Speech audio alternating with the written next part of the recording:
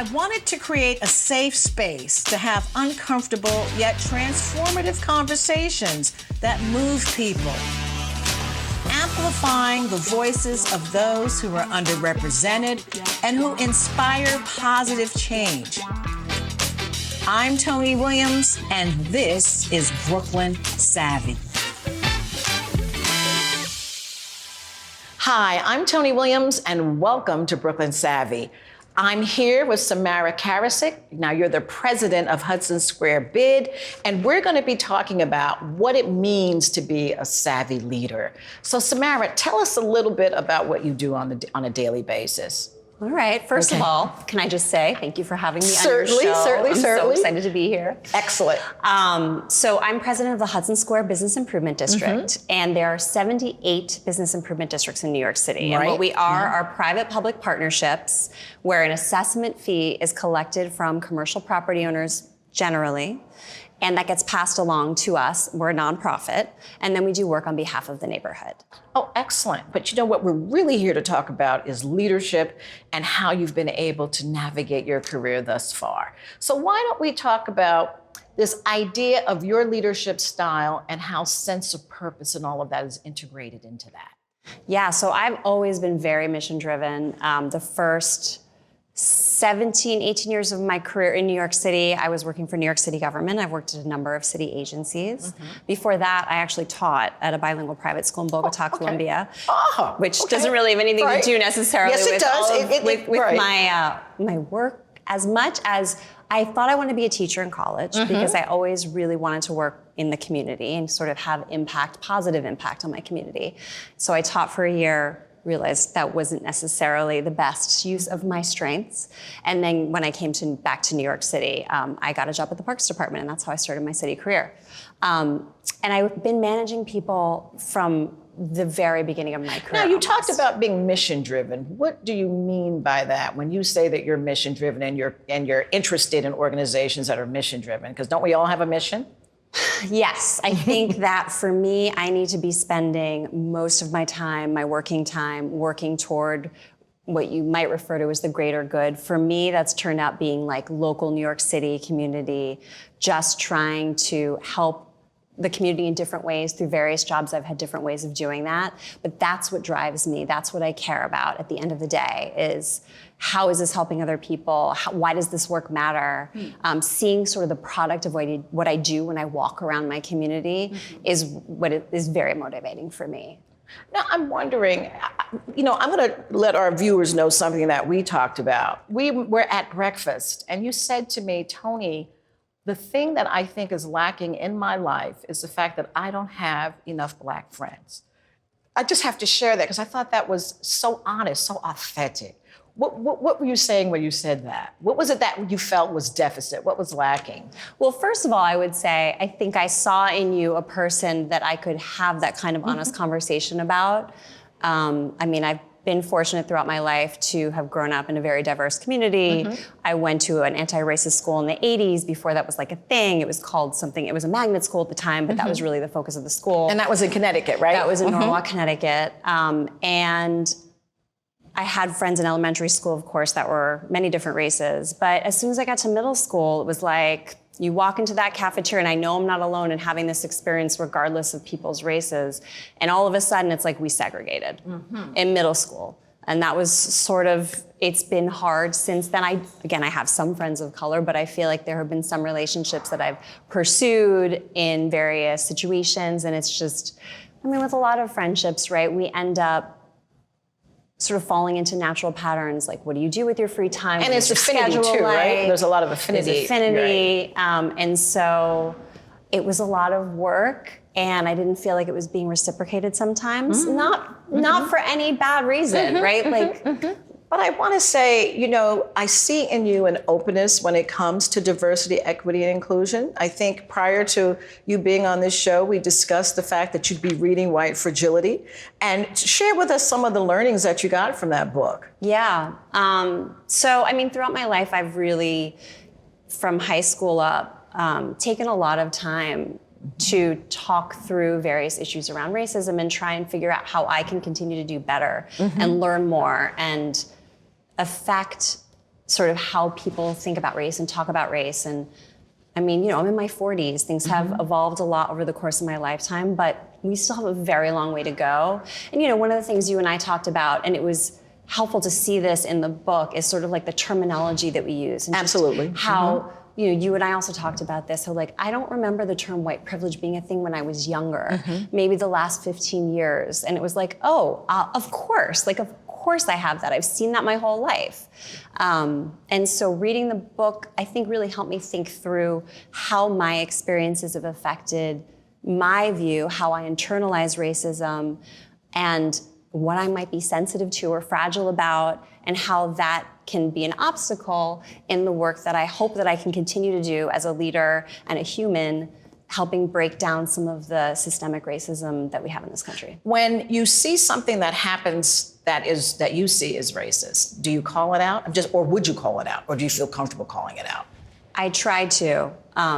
And if I'm being honest, it depends on the situation. Absolutely, right. There are times as a woman as well when I want to call stuff out. And there's always a calculation that I think we're forced to make, which is this going to be heard? Is this productive and constructive? Is this the right place and time to do this? Sometimes I need to regroup and come back and figure out another way of doing it, because in the moment... Sometimes it's timing. It's a timing issue, and right? Sometimes it's like, it's not going to be heard. It's not going to help the situation. And to be frank, there's also a calculation that I have to do, and a lot of people have to do, which is this going to affect my career? How is this going to affect my ability to continue to move forward and have the impact that I want to have and do the best that I can do in my work? I think that when we're talking about issues related to racism, that there's a lot of similarities in terms of outcomes when it comes to sexism. Now, you're a woman that's also in leadership positions. And I'd like to know, how have you navigated being a female in still a very much male-dominated workplace and environment? Yeah, I mean, the workplace has evolved so much since Hasn't it? Since I started working. I mean, my first job in city government in 1999, everyone was wearing suits and ties. It was a lot of men. Oh, wow. Yes.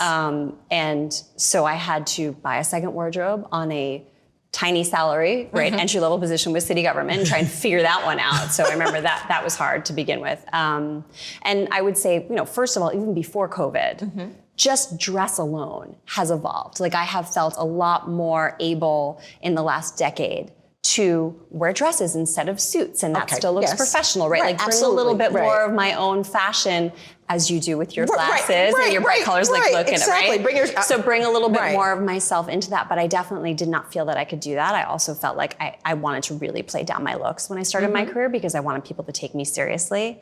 I am fortunate to be tall, and I do think that has helped me. I definitely think that avoid some situations over time where colleagues of mine and friends of mine that started their career on a similar time did face challenges that I didn't as much, because I would stand up sometimes and look down on someone and be like, Yeah, right. So I think it's less of the physical touching, although, when I started my career, there was still the, somebody would linger just a little bit of it. Exactly. Nothing really inappropriate. Swallow the back, just exactly. Why are you touching me? I don't, we're in the workplace. So definitely there was some level of that. But I started my career in government, and, it's funny because government takes a long time to catch up with some things like technology and diversity, equity, inclusion as well. Diversity, equity, but it was something we were talking about even from back then in government in a way that I didn't see it hit the private sector until maybe the last 10 years. So, and I also worked in a very diverse workforce, which was important to me, that really represented New York City. So anyway, we're talking about women, so let me get back to that. That's okay, yeah. So for the beginning, I never felt that being a woman was sort of a hindrance for me, apart from the things that I would just brush off from time to time. Did you feel heard? Sometimes. It's hard looking back on sort of the earlier days of my career, whether I would write things off because I was beginning my career and I was entry level. But I have a way of making myself heard. Yes, I do have a very confident way of speaking. Doesn't that help so much? And that makes a big difference. It's the vocal energy. Vocal energy, Brookyn. And I'm also a confident person. I'm confident in my intelligence. I'm confident in my ability to get things done. I think as a woman, I I'm unique compared to some other women in that I was always okay to fake it a little bit because I knew that I could do it at the end of the day. Let's talk about fake it. What do you mean when you say fake it? I want to unpack that a bit. Well, a lot of times when I'm talking with my women friends about any sort of work situation, like a job interview or you're asking for a raise or whatever it is, I always say, well, what would a white man do? Right? Mm-hmm. He would go in and ask, I'm like, ask for the most ludicrous amount that you can think of. I heard this, I can't remember who was it Alexander Carter that said this? Like, ask for the most ludicrous amount that you can think of without laughing out loud, and that's what you should go in and ask for. And men do that. And we do not. Like, we're always calculating. No, we do not. Well, I don't want to lose the opportunity. I don't want them to think that I'm this or that or the other thing. And I've always been pretty aggressive in that way, and yet still been surprised when I've hired some men, especially white men, that they asked for, and I was like, that's crazy. And then people will agree to it. Where I was going with this, though, was at the beginning of my career, I didn't feel like being a woman was so much of an issue. Like it was going to hurt me from continuing to grow into the positions that I wanted to in my career and learn new things and have new opportunities. It wasn't until I got to mid-management, upper middle management that I started to feel like, why is no one giving me the shot to be in charge? And I remember having that conversation with you. Let's go deeper with that. Could it have been? No. Why did you think it was? What was your mind telling you that the reasons were? I didn't know. I mean, okay. I did figure part of it is I'm a woman because I would see men get jobs that I was more qualified for them, and white men often, to be clear, and it just felt like their shot at the top role, that people were more open to giving a man a shot than a woman. And I heard that from a recruiter once. He said to me, well, why should they give you a shot at a leadership role? And in my head, I thought, do you ask that same thing of men? That's really rude, right? That's rude. But I'm wondering, is it because we can sometimes be viewed with a deficit mindset? The idea that you're not going to bring as much to the role. I remember in my career, I replaced, this is early on, a man in the job. And the VP at that time says, oh, you're not doing it like so-and-so. And I realized then, but I had to do it my way. I was very hesitant to just, for some reason, I was really hesitant when it came to networking around men. I was a young woman. I was very hesitant to call and say, let's go to lunch. I also think, years ago, I would have felt uncomfortable with that just because it was a different time. And you don't know what situation you're going to end up in when you go have lunch alone with a man. How is that going to be perceived? Isn't that exactly? And I don't worry about that anymore. I mean, maybe I should, but I feel like at this age, at this point in my career, with the network that I have, I don't have to worry about it the same way I think it's different now, quite honestly. And I think it has so much to do with the strides that have been made. But a lot of this, I think, shifts with with your age group, like we talked about. We talk about baby boomers and how we entered the workforce. And now there's the Gen Zs entering the workforce. All of that has an impact on this. Now, I'm also, you said— Well, hold on, I want to pick up on something there. Because you and I had talked about this, and I think it's an interesting point to make, that certainly being my authentic self, when I started my career, I did not feel like I could be that way. I had to be my professional self, which of course had a lot of my personality, but only parts of it. Now I feel like I can be my authentic self. And I've said this to you, I admire that you came in and you were your authentic self. I really feel that way. I just was me, right? That's I didn't know who else to be. I didn't realize, here's an example of something that I think, but thank you. As a woman, I didn't think I could say no at work to an assignment. I always felt like I'm going to say yes, I'm going to get everything done. Also because I can do a lot of things. Right. And I wanted to learn, and I wanted to just take on as much as I possibly could. And then as I moved through my career, that became impossible because I was taking on too much and I had nothing left at the end of the day. Right. I had no emotional bandwidth. Were you proving yourself on some level? I think at some level I was proving myself. And honestly, it never occurred to me that I could just say, no, I won't do that. Because in my head I'd say, well, I mean, in some way, shape or form, this maybe has to do with my job. And also, I believe so deeply in the work that I have done and the organizations that I work for and the people that we impact that I was like, well, I'm going to do whatever it takes to get it done. But at what cost? And so that's something that took me a while to learn. And I have a male mentor who actually told me that, you can say no. And I'm like, what are you talking about?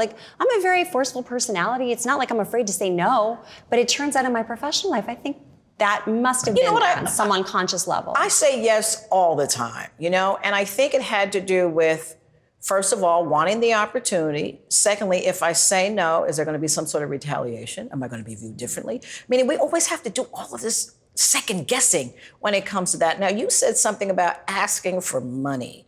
That is such a tricky thing, Talk about that a little bit more. You spoke about how, you just go in and you ask for the salary that you want to have. So many women, I think, get held up there because we think that we might not get that money. Do we deserve that money? Have we worked hard enough for that? That all those kinds, that inner dialogue goes on. And one of the things that I have to say is really nice about being at this point in my life and my career is that I don't doubt that anymore. Good for you. There's tons of writers and thinkers out there that have talked a lot about how we do a disservice to ourselves as women because we sell ourselves short. Yes, we do. And that's how we've been conditioned. And I've said this to you, and I really am like, this is how I feel as a white woman. Multiply that by what factor, and maybe I have a little bit of an idea what it might feel like to be a Black woman, although I can never really understand that because I'm white. Right. But, I think about that all the time, and I try and sort of mentor throughout my career as a leader, in a leadership role, as many people as I can to ask for what they deserve, to kind of help them build up their confidence. I have a Black male friend who jokes. He's like, yeah, basically we're kind of on the same page, right? You're a white woman, I'm a Black man. We're kind of up against the same challenges. Exactly. But a Black woman and a white woman, not the same. Well, and let's talk about that a little bit, because I think there's a lot of work that needs to be done there between Black women and white women. I think there's a lot of work that needs to be done among all women to help each other out. And we don't trust each other enough in the workplace. Or is it that we get competitive? Do we also get pitted against each other, because we think that there's only room for a few of us, right? Do you feel that way? I haven't had that experience, like in terms of I've never been afraid that I'm going to be competing with a woman for the same job, but I've definitely felt that from other women. And it was very hard to find female mentors, especially in the first few jobs that I had. And some of that was like I didn't have a lot of women bosses. Most of my bosses were men. So that's part of it. But I also have this theory, which I told you about once, that is, depending on when you came into the workforce, if somebody came into the workforce 20 years before me, and I've already seen it evolve this much in my lifetime, it was very different when they started. And you were fighting for your life. You were fighting to be heard. You were fighting for every single thing that you got. And I have found that when I reach out to women, and my sort of network of women professionals, and I'd like to dig into that a little bit more with you because I've worked a lot on that over the last, 5 years or so, that we are so much more likely to make a referral, to follow up, to check in on people. It's not that men haven't been supportive, but they don't go above and beyond generally the same way that women will do. And maybe it might be misunderstood, who knows, but I think of myself and how I'm very intentional about bringing people along. Same. Very, very intentional. Same. And I make it a part of my values, or it is a part of my value system. When I see somebody that does something, that used to do things at meetings that I didn't think would advance their careers, I would pull them aside and said, why did you say that? Or what were you thinking? That kind of thing. So I definitely think it's for those of us who are awake enough to actually do that. But I think that our femininity also helps us to be very, very good leaders. Could you comment on that? Because I do believe that we come with a very deep skill set. I agree. I also think women, and maybe this is biological, I don't know. I feel like most of us are very good at multitasking. Absolutely. And doing a lot of different things at the same time. And that's obviously very helpful when it comes to work. Every woman is different, right? I think for me, my leadership skills are, I'm very strategic. I can see the forest through the trees, really quickly. And then figuring out the roadmap to get there. I think another strength of mine is bringing teams together that maybe have different opinions about things. Because, like you, I worked in community affairs and intergovernmental affairs and external affairs for a long time. And kind of like hearing people, understanding what the concerns are, and finding common ground to kind of reach a shared goal. And that is a great skill to have as a leader or a manager. It's funny, I did Coro, New York. I did their leadership program about 12 years ago. And one of the things that we talk a lot about is it's not being a leader, it's being in a leadership role. Because you can have leadership and not be in the top role. Absolutely, you're leading your life. How's that? But yes, exactly. So I think about that a lot. I've always thought about that a lot. And some of it is like, well, now that I'm in charge of something, what is my responsibility? And how can I use my power and privilege to have more impact, to continue to affect change, not just for women, anti-racism, trying to like increase the diversity of the organizations that I'm a part of, because Now, how are you doing that? How are you doing that? Little by little, Toni, it's incremental to figure out the right path forward. Do you see yourself as a good listener? I do most of the time. I mean, we all have our moments, and I will admit I am not as good a listener on Zoom, because it's so easy to get distracted with other things that are going on. So my team, like, we try and have our staff meeting in person as much as possible, every week, because I absorb a lot more when I'm doing that. But I do think I'm a good listener most of the time. I try and read people's facial expressions, which I learned to do on Zoom during the pandemic, and actually I stood up a program. I hadn't met any of the people in person, got to know them all over Zoom. I also have a lot of energy, as do you. Yes. And I think that comes across over a screen as well, but like the act of listening also comes across. Responding to what people say, acknowledging their viewpoint. And you're talking about basic respect, that you are just really respectful of people, and that crosses all genders, all races, all religions. I really try. Fundamentally, I believe we should treat people as we want to be treated. It's like back to the kindergarten rule, right? I say this to my kids all the time. Like, I want you to treat people how you want to be treated. And when something happens where I don't feel like that's happening, I'm like, is that how you would want it to go down if you were in the other situation? So I really try and do that. And I've also learned a lot from people that I worked for who maybe weren't such great listeners, or weren't such great managers, or weren't as interested in my opinion. And I try and I make sure that my staff feel heard.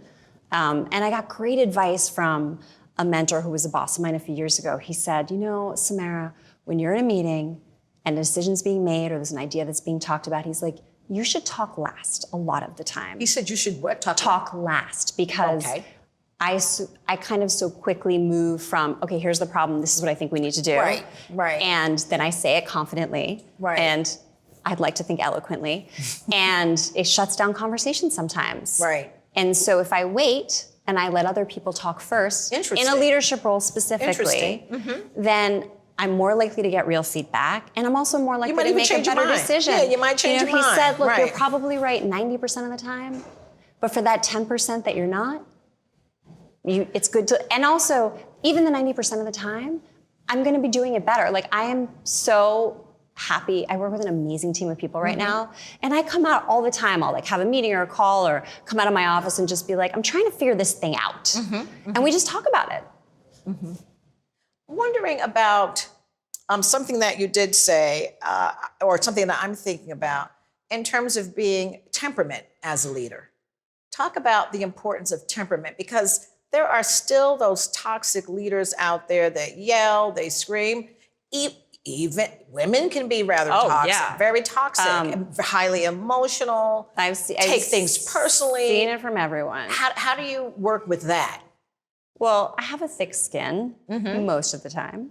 I generally am interested in people. And I've always believed, this was another piece of one of my favorite pieces of wisdom from a former boss. He said, no one comes to work planning to do a bad job. Right. I agree. Maybe not a whole lot, but sometimes maybe not a whole lot of work, but sometimes that's okay, right? It depends what your job is. And I really try and manage to people's strengths. And, I've worked and managed a lot of people over the years in many different environments.